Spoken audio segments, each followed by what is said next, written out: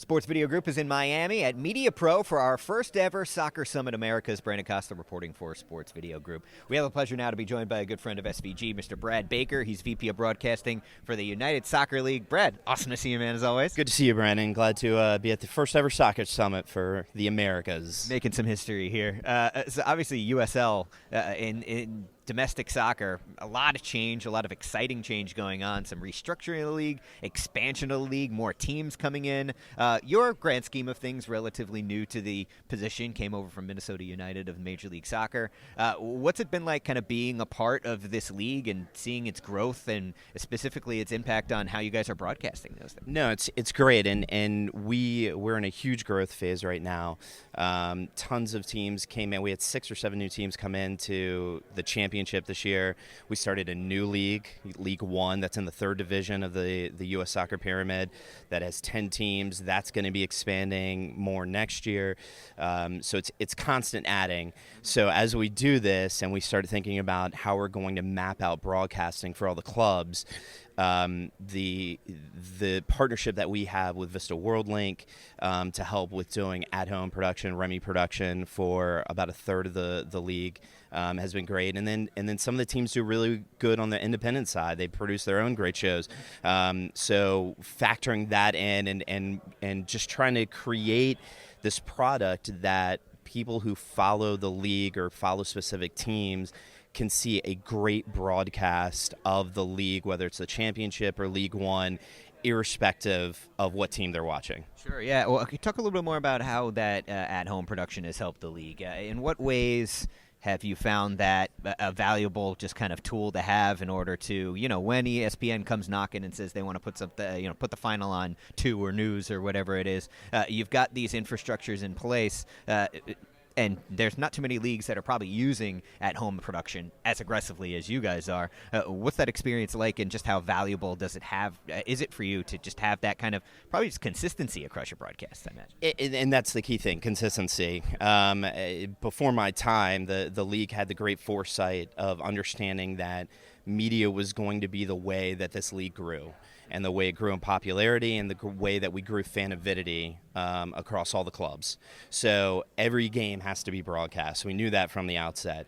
The easiest way to do that for a lot of the clubs, because they don't have the resources, they don't have an internal broadcasting department, they don't have somebody who's going to oversee it on a day-to-day process, was to bring in somebody like Vista, who has the network kind of already built out, and now every game is on.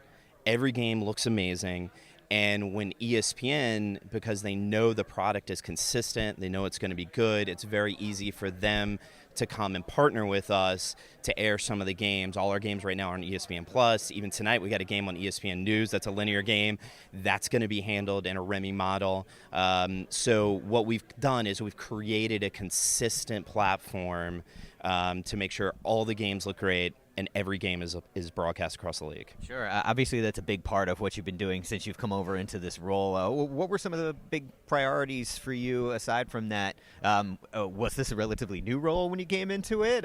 What were you kind of stepping into? And maybe what are some of the early things on your checklist that you hope to accomplish and maybe have accomplished already? Remy was not in my vocabulary when I came over. I obviously aware of the technology.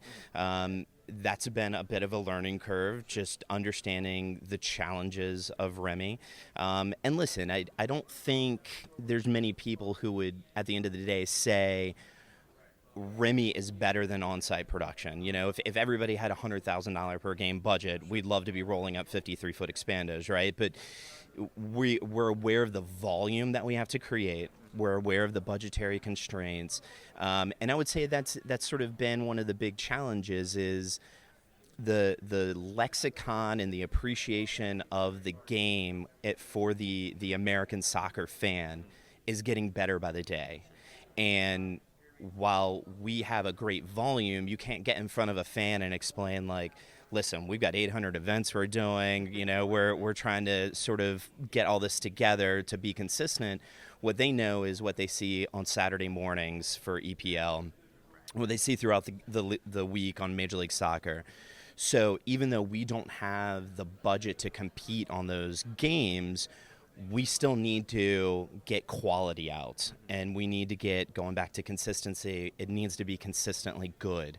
So that's been the big challenge. Is 800 games is a lot of events to do every year. Nobody's doing Remy that I'm aware of in the world on the level we are in sports.